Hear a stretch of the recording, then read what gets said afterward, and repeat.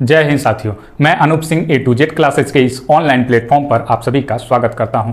साथियों, अभी तक आप लोग इस न्यूज़ से चिरपरिचित हो ही गए होंगे कि कोटा के 2 विद्यार्थियों ने एक ही दिन में 6 घंटे के अंदर किसी ने छत से कूद करके जान दे दी तो किसी ने फांसी लगा लिया।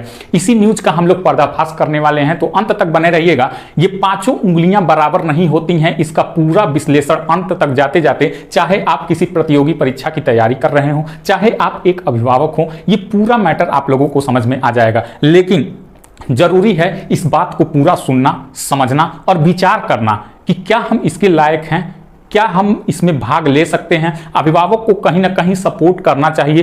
पूरा न्यूज़ हम लोग जानेंगे, पूरा सेशन हम लोग जानेंगे। लेकिन इससे पहले मैं आप लोगों को यह आगाह कर दूं कि पिछली बार एक बार मैंने ऐसे ही स्कूल का ही सेशन किया हुआ था। एक लड़की स्कूल में मोबाइल लेकर चली जाती है तो उसकी मैम जो होती हैं पूरे प्रार्थना सभा में उसके सबके सामने उसको क्या करती हैं, थप्पड़ मार देती हैं, तो वो घर जाकर के सुसाइड कर लेती है। ये न्यूज़ मैंने कवर किया था और अपने सेशन में बताया था। उसको लेकर के YouTube ने उसको रिस्ट्रिक्शन दे दिया, तो कहीं ना कहीं इस सेशन को भी रिस्ट्रिक्शन लग सकता है। इसीलिए जो लोग लिंक से देख रहे हैं वो लोग लिंक और शेयर करें ताकि हर एक प्रतियोगी परीक्षा तक यह सेशन जा पाए और वो अपने आप का विश्लेषण कर पाए, समझ सके। और जो भी गार्जियन लोग हैं, एक गार्जियन के रूप में उनको समझना चाहिए कि क्या मेरा बच्चा उस लायक है कि नहीं है, हम उस पर कितना प्रेशर दे रहे हैं, जितना दे रहे हैं वो झेल ले रहा है या फिर नहीं झेल ले रहा है।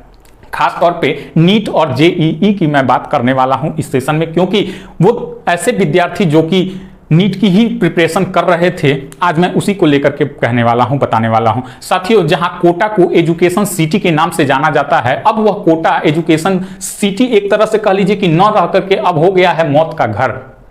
रविवार को कोचिंगों में टेस्ट होता है, अक्सर देखा जाता है, और टेस्ट से डिसाइड होता है कि बच्चा किस लेवल तक है, किस लेवल तक उसकी तैयारी पहुंच गई, किस लेवल तक उसकी तैयारी नहीं पहुंची है। इस बेस पे क्या किया जाता है, बच्चों का कैटेगरी डिसाइड किया जाता है। रविवार को कोटा में ही बच्चे टेस्ट दे करके निकले और एक बच्चे ने तुरंत वहीं 5 मिनट के अंदर छत पर से ही 5वीं 6वीं मंजिल से ही कूद करके जान दे दी। जब पता चला तो उसको तुरंत हॉस्पिटल ले जाया गया, लेकिन फिर भी वो नहीं रहा, नहीं बचा। 6 घंटे के अंदर 2 छात्र ने यह घटना कर ली। सभी पेपरों में आप यही सुने होंगे, हेडलाइन यही बनी थी कि टेस्ट की वजह से यह हुई दुर्घटना। चाहे वो इंग्लिश पेपर हो, चाहे हिंदी पेपर हो, कोई भी पेपर हो, सभी पेपरों में यही था कि टेस्ट की वजह से हुआ, टेस्ट की वजह से हुआ। लेकिन क्या वह वाकई में घटना टेस्ट की वजह से हुआ है या फिर इसके पीछे कोई और रीजन है?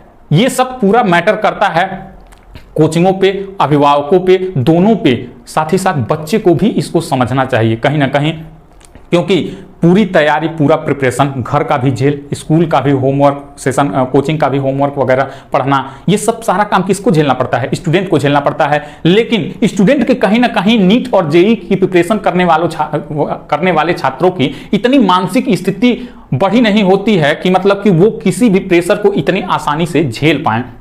साथियों, एक बालक था संभाजी कासले, जो कि महाराष्ट्र का रहने वाला था। 17 साल इसकी उम्र थी। 3 साल से कोटा में रह करके नीट की तैयारी कर रहा था। इसने 5वीं मंजिल से कूद करके अपनी जान दे दी। टेस्ट देने के बाद, निकलने के बाद मात्र 5 मिनट के ही अंदर वो 5वीं या 6वीं मंजिल से कूद करके जान दे दी। दूसरे की बात करते हैं तो आदर्श राज, 18 वर्ष इनकी उम्र है और बिहार के ये रहने वाले हैं। इन्होंने टेस्ट देने के बाद रूम पर आए और रूम पर आने के बाद 3 से 4 घंटे के बाद इन्होंने क्या किया, फांसी लगा लिया। अब आप देख रहे होंगे वहाँ कोटा में जितने भी पीजी वगैरह हैं, हॉस्टल्स वगैरह हैं, अब जो पंखे लगाए जा रहे हैं ना, अब वो स्प्रिंग वाले पंखे लगाए जा रहे हैं। मतलब इसका कि कुछ भी चीज़ अगर भारी चीज़ उस पर लटकता है तो पंखा नीचे आ जाए, स्प्रिंग वाला पंखा। अब ऐसे पंखे लगाए जा रहे हैं, खैर वो अलग बात है। तो इन दोनों बच्चों की रविवार को 6 घंटे के अंदर क्या हुई, डेथ हो गई, सुसाइड कर लिए। साथियों, ये आंकड़ा केवल 2 तक नहीं सीमित है। अभी अगस्त 2023 चल रहा है, पूरा साल अभी बीता भी नहीं है। हम लोगों को पिछले 10 सालों में इतना डाटा, इतनी गणना देखने को मिल गई सुसाइड की कि पिछले 10 सालों में किसी भी साल इतनी बड़ी संख्या में सुसाइड केस नहीं हुए थे। 23 से 24 केस, अभी अगस्त पूरा भी नहीं हुआ है तब तक हो चुका। 2018 में 20 सुसाइड केस हमें देखने को मिले थे सबसे ज्यादा, लेकिन 2023 में सबसे ज्यादा केस अभी तक आ गए हैं। साथियों, अगर हम बात करते हैं कोटा के, ये तो हुआ वो पूरा न्यूज, लेकिन अब बात करते हैं वजह की कि किस वजह से यह घटना हुआ। तो ध्यान से सुनिएगा, समझिएगा और विचार जरूर करिएगा। साथियों, कोटा में बच्चा 10 पढ़ने के बाद गांव से, कस्बों से, अन्य शहरों से क्या होता है, जाता है कोटा। अभिभावक भेजते हैं कोटा कि हमारा बच्चा इंजीनियर बनेगा, डॉक्टर बनेगा। इंजीनियर के लिए हमें पास करना पड़ता है जेईई और डॉक्टर के लिए पास करना पड़ता है नीट। डॉक्टरी के लिए पास करना पड़ता है नीट। अगर हम बात करते हैं जेईई की, तो वह दुनिया का सेकेंड टफेस्ट एग्जाम होता है। यूपीएससी का नाम आप सब ने सुना होगा, यूपीएससी नंबर 3 पे आता है। उससे भी कठिन कौन सा एग्जाम होता है, जेईई। वहीं नीट की बात करते हैं तो 7वें या 8वें नंबर पे नीट का नंबर आता है। इतने टफेस्ट एग्जाम को एक हाई स्कूल का लड़का पढ़ करके जाता है कोटा, या फिर अपने किसी भी शहर तैयारी करता है। तैयारी करते वक्त इतना उस पर मेंटली प्रेशर आ जाता है कि वो उसको नहीं झेल पाता है। साथियों, आप भी 10 पढ़े होंगे। आप सोच लीजिए खुद ही कि आप जब 10 पास किए तो आपकी मानसिक स्थिति कैसी थी। आप देश और दुनिया से कितना चिर परिचित थे, देश और दुनिया के बारे में कितना जानते थे, कितना समझते थे। लेकिन यही बात बच्चों को भी समझनी चाहिए कि हमारी अभी पूरी उम्र नहीं गुजरी है, हमारा वक्त नहीं खत्म हुआ है, अभी तो हमारे पास बहुत वक्त है। अगर क्या हुआ, सभी लोग पूरे देश में केवल डॉक्टर और इंजीनियर बनकर के ही नहीं ना जी रहे हैं जिंदगी। बहुत लोग ऐसे हैं बिजनेस कर रहे हैं। क्या पता आपको भगवान बिजनेसमैन के लिए बनाया हो, एक अच्छे उद्यमी के लिए बनाया हो। तो हमें ऐसा वैसा कदम नहीं उठाना चाहिए जिससे हमारे परिवार को, हमारे किसी को भी अपने को दुख पहुंचे। साथियों, ये जो केस आया है, सबसे पहले 2015 में 17 केस आए थे, 2016 में 16 केस, 2017 में 7 केस, 2018 में 20 केस, 2019 में 8 केस, 2020 में 4 केस, 2021 में केस नहीं आए थे क्योंकि कोरोना की वजह से कोचिंगें बंद थी वहां। 2022 में 15 और 2023 में अभी तक 23 केस आ चुके हैं। अब कोटा व्यापार बन चुका है, शिक्षकों का, विद्यार्थियों का, और मतलब कि कह लीजिए हर एक तरह से उनको लूटा जा रहा है। वहां विद्यार्थियों की संख्या जो तैयारी करने जाते हैं लगभग 2 लाख तक है। हॉस्टल्स वहां पे लगभग 4000 हैं। पीजी की बात कर लीजिए लगभग 40,000 हैं। और वहीं टीचर्स की बात कर लीजिए कि टीचर्स 2-2 करोड़ पैकेज से लेकर के 5-5 लाख पैकेज तक के टीचर, लगभग 4000 टीचर कोटा में इस वक्त मौजूद हैं, पढ़ा रहे हैं। लगभग 10 कोचिंगें जो हैं बड़ी, जिसमें 7 कोचिंगें बड़ी हैं, वो नीट और जेईई की प्रिपरेशन कराती हैं। बच्चा क्या करता है, वो पूरा सेटिंग हो रखा है कि आप यहाँ आएंगे, 11 और 12 में एडमिशन आपका कहीं और से हो जाएगा, कोचिंग हम कराएंगे। फीस होता है 1.5 लाख, उसका फीस होता है अप्रॉक्स 1.5 लाख फीस होता है। 2 लाख बच्चे इसकी तैयारी करने जाते हैं। ये डाटा निकालिएगा एक बार। 1.5 लाख फीस होता है, 2 लाख बच्चे तैयारी करने के लिए जाते हैं। गार्जियन उनको 10,000 प्रति माह देता है पीजी या फिर हॉस्टल्स का रहने खाने का। 10,000 कम से कम। एक हॉस्टल है वहां पर जहां 20-20 हजार रुपए, 25-25 हजार रुपए वहां पे लगते हैं केवल रहने खाने के। ऐसे ऐसे हॉस्टल वहां पे मौजूद हैं। और ये बच्चा एक उम्मीद पाल करके जाता है कि हम भी जाएंगे, और जैसे हमारे चाचा का लड़का, हमारे मामा का लड़का जेईई पास किया है, नीट पास किया है, वर्मा जी का लड़का नीट पास किया है, तो हम भी वहां जाएंगे और नीट पास करेंगे। दरअसल यह सपना उसका नहीं होता है, यह सपना होता है उसके माँ बाप का। उसके माँ बाप भी चाहते हैं कि मेरा बच्चा जाए, एक इंजीनियर बने, एक डॉक्टर बने, जबकि वो यह नहीं समझ पाते कि हमारा बच्चा क्या उस लायक है। मैंने बताया ना कि 5 उंगलियां बराबर नहीं होती हैं। क्या मेरा बच्चा उस वर्मा जी के लड़के के लायक है जो वर्मा जी का लड़का नीट की तैयारी कर रहा था और नीट पहली बार में क्लियर कर दिया? ये कहीं ना कहीं गार्जियन को ही समझना चाहिए। लोग कहते हैं कि 4 लोग क्या कहेंगे। अब वो 4 लोग हैं कौन? वो 4 लोग, उन 4 लोगों में, दूसरे की नजर में 4 लोगों में आप भी हैं, और आपकी नजर में वो दूसरा कोई भी क्या है, वो 4 लोगों में शामिल है। वो 4 लोगों में पहले नंबर पे आते हैं रिश्तेदार, दूसरे नंबर पे आते हैं पटीदार जिसको पड़ोसी कहते हैं, तीसरे नंबर पे आते हैं हमारे दोस्त, और चौथे नंबर पे जिनकी शादी हो गई है उनकी बीवी, या फिर जिनकी गर्लफ्रेंड है उनकी गर्लफ्रेंड। नहीं तो ये दोनों जिनके पास नहीं है उनके लिए 4 लोग नहीं, 3 ही लोग बने हुए हैं। साथियों, ये दुनिया इसी में बर्बाद है कि 4 लोग क्या कहेंगे। खैर, अब वहां का स्कैम देखिए कोचिंगों का, कैसे विद्यार्थियों को, मैं किसी को डिमोटिवेट नहीं कर रहा हूं, लेकिन जो वहां का स्कैम चल रहा है मैं सिर्फ वो आप लोगों को बता रहा हूं। मान लीजिए कि एक किसी कोचिंग में 10,000 बच्चे एडमिशन लिए, 5,000 11th में, 5,000 12th में, नीट और जेईई की तैयारी करने के लिए। अब गार्जियन यहाँ से गया, बच्चे को अपने लेकर के खूब बढ़िया रिसेप्शन पे उसको पूरा डाटा प्रोवाइड किया गया कि आपका बच्चा है, हमारा बच्चा है, ऐसे उसकी तैयारी करवाएंगे, यहाँ रखेंगे, वहाँ रखेंगे, हॉस्टल है, ये है, फलान है, ढिमकान है, कोचिंग है, टेस्ट होता है, अच्छे नंबर आएंगे, आपका लड़का भी पास कर जाएगा, इंजीनियर बनेगा, डॉक्टर बनेगा, आप अच्छे महल में चले जाएंगे, गाड़ी खरीदेंगे, घोड़ा खरीदेंगे, बंगला खरीदेंगे, हर एक चीज़ आपको सुख सुविधा प्रोवाइड की जाएगी, मतलब कि प्रोवाइड हो जाएगी। बड़े बड़े सपने दिखाए जाते हैं। गार्जियन एडमिशन ले लेता है। जब एडमिशन ले लेता है तो 15 दिन के बाद, 21 दिन के बाद जब संडे को टेस्ट होता है, तो संडे में जो टेस्ट होता है, मान लीजिए 7.5 नंबर 750 का टेस्ट है, तो उन 750 में कैटेगरी डिवाइड होती है कि 700 से 750 के बीच जो बच्चा रहेगा उसको एक क्लास में भेज दिया जाएगा, एक क्लास में भेज दिया जाएगा। फिर 675 से 700 तक जो बच्चा रहेगा उसको एक सेशन में भेज दिया जाएगा। ऐसी कर करके कैटेगरी प्रोवाइड की जाती है और नीचे 150 तक वो नंबर आता है तो वो बच्चे की कैटेगरी पूरा डिवाइड की जाती है। अब सोचिएगा, जो ये ऊपर का बच्चा है 700 और 750 के बीच वाला, तो उनको बेस्ट से बेस्ट टीचर प्रोवाइड किए जाते हैं और उनको ऐसी फैसिलिटीज दी जाती है कि आप तो मेरे घर के हैं, आप मेरे घर रहिए, खाइए पीजिए। क्योंकि ये देखिए पूरा स्कैम चल रहा है कि हम ज़्यादा संख्या में सिलेक्शन देंगे तो हमारे वहाँ ज़्यादा संख्या में एडमिशन होगा, हमारी और कमाई बढ़ेगी। तो ये पूरा स्कैम चल रहा है। तो टेस्ट के तहत जो बच्चे ज़्यादा नंबर लेकर के आते हैं उनका एडमिशन किसमें, उनका मतलब कि अलग क्लास बना दिया जाता है और उन क्लास में फिर पढ़ाने जाते हैं देश के नंबर 1 टीचर, जो कि 1.5 करोड़ 2 करोड़ पैकेज के होते हैं। ऐसे टीचर जाते हैं पढ़ाने के लिए। जैसे जैसे नीचे आते जाते हैं कम पैकेज वाले टीचर लगते जाते हैं। सबसे कम 4 लाख 5 लाख पे भी टीचर पढ़ा रहे हैं। वो बच्चों को नाच गाना पार्टी वगैरह करा के पढ़ाते हैं ताकि बच्चा डीमोटिवेट ना होने पाए, उसको ये ना लगे कि अब तो मैं सबसे नीचे हूं, अब तो मैं सिलेक्शन पा ही नहीं सकता। A1 वाला बच्चा क्या करेगा, सिलेक्शन पा जाएगा, और D1 वाला बच्चा क्या होगा, सिलेक्शन नहीं पाएगा। इसलिए उनको पार्टी, हर हफ्ते में पार्टी, समोसा, चाय, नाच गाना, टीवी पे कोई फंक्शन चला देना, तो ये सब उनको प्रोवाइड किया जाता है। जबकि A1 वाले को 1 नंबर से पूरा टेस्ट, पूरा कोचिंग का अच्छा सवाल, मतलब कि हर एक चीज प्रोवाइड कराया जाता है ताकि ये बच्चा निकले तो हमें सिलेक्शन दे, तो हमारे वहाँ अच्छे रैंक में, अच्छे नंबर में संख्या बढ़े एडमिशंस का।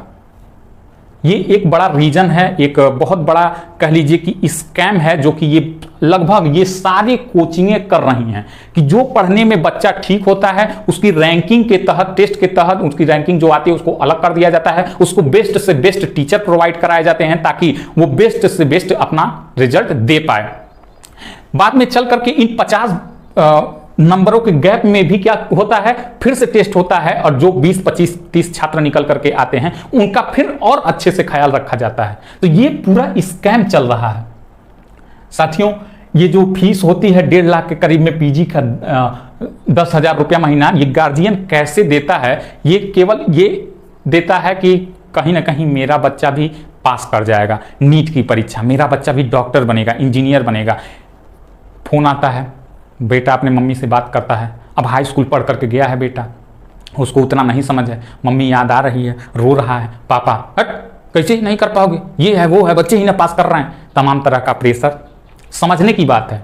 मैं ये नहीं कह रहा हूं कि आप कर ही नहीं पाएंगे, लेकिन हाँ अगर आपकी बस का है तो ही आप इसमें करिए। यूपीएससी का आता है 600-700 फॉर्म आता है, उसके पीछे लाखों लोग तैयारी करते हैं, लाखों लोग, जो हमारे क्षमता का है ही नहीं। हम उसमें टाइम वेस्ट अपना क्यों करने जाएं? हम काहें अपना अभी से उस लाइन को ना चूज कर लें जिसमें हमारा इंटरेस्ट है, जिसमें हमको सफलता मिल सकती है। क्यों हम उस लेवल को ना चुनें? अगर हमारा मन बिजनेस में लगता है तो हम बिजनेस करेंगे, 1 नंबर बिजनेस करेंगे। लोग मिठाई की दुकान भी खोल करके खूब अच्छा कमा रहे हैं, पकौड़ी तल के। मैं ये नहीं कर रहा हूं कि आप पकौड़ी तलिए, लेकिन बिजनेस चाहे छोटा हो चाहे बड़ा हो, कोई भी बिजनेस छोटा होता है। चाय बेचना अच्छी बात है, MBA चाय वाला को देख लीजिए, वो भी चाय बेचता है, लेकिन बिजनेस एक होता है ठेले पर और एक होता है दुकान में, तो वो अपने अपने समझने की बात है। तो ये पूरा कहानी है। 23 IIT में कुल सीटें हैं 17,385 सीट, लेकिन इसके लिए 10 लाख फॉर्म पड़ते हैं। 10 लाख में सिलेक्शन इन्हीं बच्चों का होता है। बाकी बच्चे जो बचते हैं डीमोटिवेट होकर के अपने घर आते हैं और कहीं ना कहीं उनको अलग से ये धब्बा झेलना पड़ता है कि तुम एक असफल हो, और वो असफलता का टैग लिए हुए घूमते हैं। उनके रिश्तेदार ताना मारते हैं, पड़ोसी ताना मारते हैं, दोस्त ताना मारते हैं, हर कोई ताना मारता है कि तुम एक असफल व्यक्ति हो, तुमसे एक एग्जाम नहीं क्रैक हुआ। और ये घुटन, ये ताना उस बच्चे पर कैसे बीतती है वो एक बच्चा ही, तैयारी करने वाला बच्चा ही बता सकता है। नीट का भी फॉर्म लगभग 20 लाख लोग भरते हैं, तो क्या सभी लोगों का सिलेक्शन हो पाता है? नहीं हो पाता है। तो हमें समझना चाहिए, हमारे गार्जियन को समझना चाहिए कि जो स्कैम कोचिंग वाले कर रहे हैं, छांट दे रहे हैं, नीचे आ गए, हमारा बच्चा टेस्ट में कम नंबर 250-300 नंबर लेकर के आ रहा है, हर बारी लेकर के आ रहा है, तो हम उस पर प्रेशर क्यों दे रहे हैं कि नहीं तुम कर लोगे, you can do it, you can do it, you can do it. जब हमारा बच्चा 10 बार टेस्ट दे दिया और उसमें आ रहे हैं उसके 250-300 नंबर, क्यों हम प्रेशर दे रहे हैं, क्यों उसको बुला करके फिर दूसरा कुछ नहीं करा रहे हैं। अभी उसकी उम्र ही कितनी है, 17-18 साल के बच्चे। आज ये जो आत्महत्या हुई है, ये क्या रीजन है? ये रीजन यही थी कि टेस्ट दे करके बच्चा निकला, टेस्ट में नंबर उसके कम आए 250 के लगभग में, तो वो क्या किया, किस मुंह से अपने पिता से बात करें, आत्महत्या कर ली। 1 महीने पहले अभी आई थी कि पापा मैं नहीं कर पाया, वो पूरा सुसाइड नोट लिख करके अपना सुसाइड किया था कि पापा मैं आपके सपनों को पूरा नहीं कर पाया, मैं इसलिए ये कदम उठा रहा हूं। तो इसके पीछे कौन जिम्मेदार है? मैं ये नहीं कहूंगा कि केवल कोचिंग वाले जिम्मेदार हैं, मैं ये भी साथ साथ गार्जियन को भी कहूंगा कि गार्जियन, अभिभावक भी इसके जिम्मेदार हैं कि वो वर्मा जी के, गुप्ता जी के, पांडे जी के लड़के को देख करके, लड़की को देख करके अपने लड़के को उनसे तुलना करते हैं कि हाँ, मैंने बताया ना कि 5 उंगलियां बराबर नहीं होती हैं, तो उनसे तुलना करते हैं कि तुम भी कर सकते हो। अरे भाई कैसे कर सकते हैं, जब हम उस लायक हैं ही नहीं तो हम कैसे कर सकते हैं?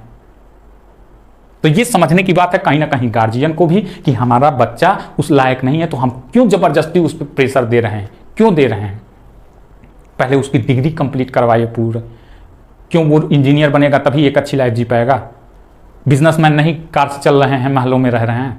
तो ये समझने की बात है एक गार्जियन को भी, और तैयारी कर रहे हर एक प्रतियोगी विद्यार्थियों को भी, चाहे वो किसी भी चीज़ की तैयारी कर रहे हैं, चाहे आप एसएससी की, चाहे आप बैंक की, चाहे रेलवे की, चाहे शिक्षक भर्ती की, किसी भी लाइन की तैयारी कर रहे हों, बोझ कभी मत लीजिएगा जिंदगी में। अगर आपको सफल होना है तो हमेशा खुश रहिए। आप ये सेकंड अपना सोच करके रखिए कि अगर ये नहीं होता है तो मैं ये कर लूंगा, लेकिन मैं ऐसा कदम कभी नहीं उठाऊंगा कि जिससे मेरे परिवार को दुख झेलना पड़े। दुनिया में बहुत चीजें हैं, लोग 140 करोड़ जनता जी रही है, मैं भी उसमें जी लूंगा।